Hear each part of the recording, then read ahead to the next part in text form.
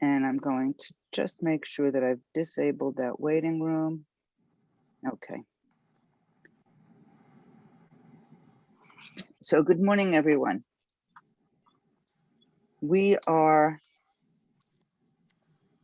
in week 3 of counting the Omer. And this is the week of Tiferet. Tiferet means balance or beauty or harmony. It's the integration of chesed, loving kindness, and gevura, strength and justice. So you may recall that when we first started talking about the Sifrot, I explained that they're diagrammed as a tree of life, and they're often referred to as the tree of life. When that diagram is superimposed on the human body, chesed is the right shoulder, and gevura is the left shoulder, and tiferet sits in the midline of the body just below the shoulders. So it's in that heart area. It makes a nice triangle. So that's really, so I'm encouraging you to visualize that, that integration of that, the creation of that triangle. Jacobson, Rabbi Jacobson, who wrote the handy dandy Omer counter that I use, points out that the integration of chesed and gevura blends and harmonizes the outpouring love of chesed with the discipline of gevura, and therefore leads to compassion. So I think that that's a really nice way to think about compassion. My IJS teachers talk about Tiferet as representing the balance and harmony present in all things. And I love that. So I'm really interested in this notion of balance and the way that balance plays out in our lives. So we can look at things like the balance between being and doing, between taking care of ourselves and taking care of others, the balance between work and play, the balance between awake and asleep. And that can be the physical awake and asleep, but it can also be the metaphorical awake and asleep, between mindful and mindless. So personally, I know that when my life is in balance, or approximating balance, because I don't think I'm ever quite there, I feel better and more peaceful. I'm certainly more calm than when things are not in balance. So today, let's focus on the beauty and the symmetry of balance. So I invite everyone who is able to stand up. We are going to embody balance in a variety of ways. So I'm going to try to make this so that you can see most of me.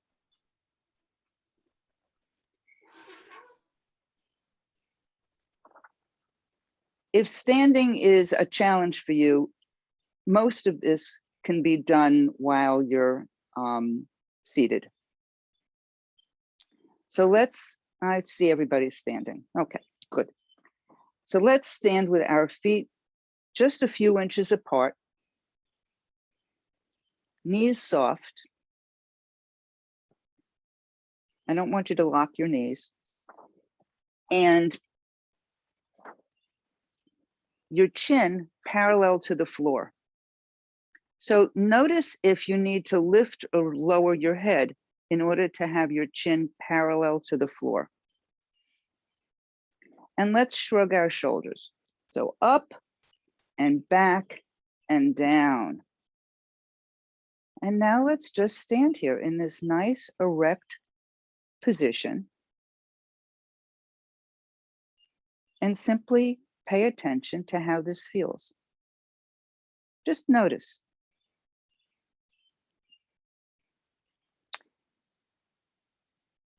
Now, let's rock gently and slowly from side to side a few times. So back and forth, left to right and right to left. And notice how that feels. And now slow your rocking down so that you're naturally coming to stillness in the middle in a balanced position. And notice how that feels. Simply paying attention. And now let's rock forward and back the same way. Forward and back, forward and back. And now slow down and come to rest in the middle. And again, simply noticing. There's no right and wrong. There's just awareness.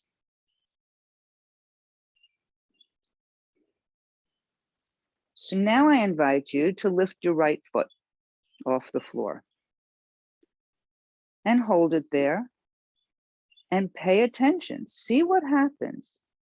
Notice the adjustments that your body is naturally making for you to be able to balance on your left foot. Simply notice. And now put your foot down and notice again. How does this feel different?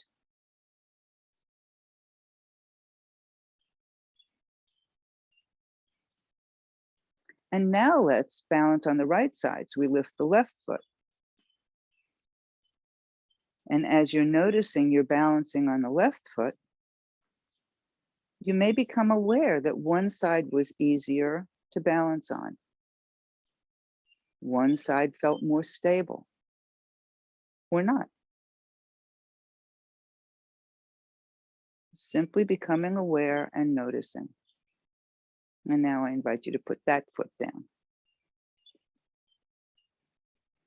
And see how you feel now. Again, notice. Does your body feel different than when we first stood up and shrugged our shoulders? Just notice. Again, I just really want to emphasize there is no right and there is no wrong. So we're going to move into our meditation now, and I'm going to sit down. I invite you to either sit or stand for meditation, your choice. But whatever you choose to do, everybody's sitting. Okay, I get it.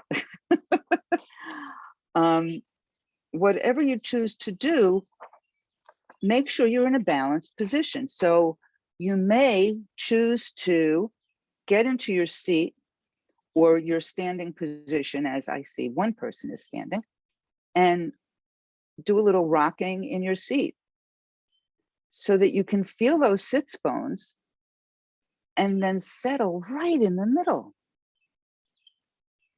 And the same thing with going back and forward. You can really settle in the middle.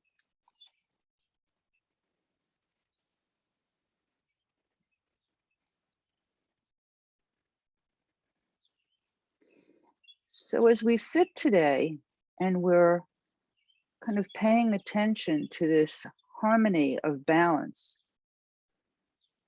the meeting of the left and the right, you might want to just meet your hands, the left hand and the right hand, the gevura and the chesed, just pushing against each other. This is where we want to be. We don't want to be all the way on one side or all the way on the other. We want to be on that midline, on that midline. So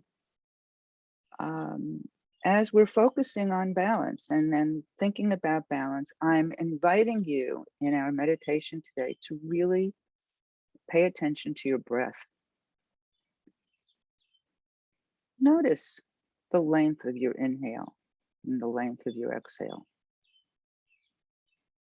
quality of your inhale and the quality of your exhale, they're not going to be the same. And they're not going to be the same all the time. Again, we're not talking about evaluating and labeling good, bad. We're noticing. We're simply noticing what is. What does our body want? Does our body want and need a really robust inhale? Does our body need a great, big, huge exhale with a sigh? Just really tuning in. So we'll move into silence now. And we have just about 10 minutes of silence as we sit together.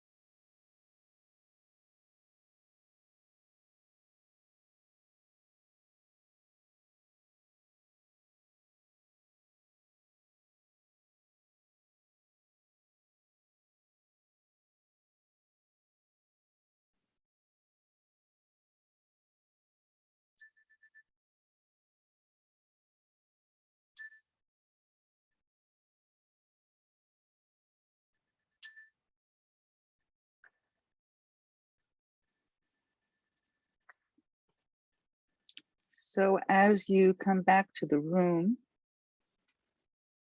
I invite you to listen. What if there is no need to change? No need to try to transform yourself into someone who is more compassionate, more present, more loving or wise. How would this affect all the places in your life where you are endlessly trying to be better? What if the task is simply to unfold, to become who you already are in your essential nature, gentle, compassionate, and capable of living fully and passionately present? What if the question is not, why am I so infrequently the person I really want to be? But why do I so infrequently want to be the person I really am? How would this change what you think you have to learn? What if becoming who and what we truly are happens not through striving and trying, but by recognizing and receiving the people and places and practices that offer us the warmth of encouragement we need to unfold? How would this shape the choices you make about how to spend today? What if you knew that the impulse to move in a way that creates beauty in the world will arise from deep within and guide you every time you simply pay attention and wait? How would this shape your stillness, your movement, your willingness to follow this impulse to just let go and dance?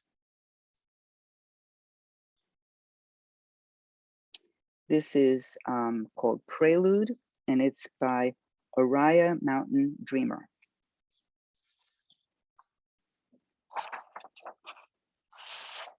So I am now going to turn off the recording, and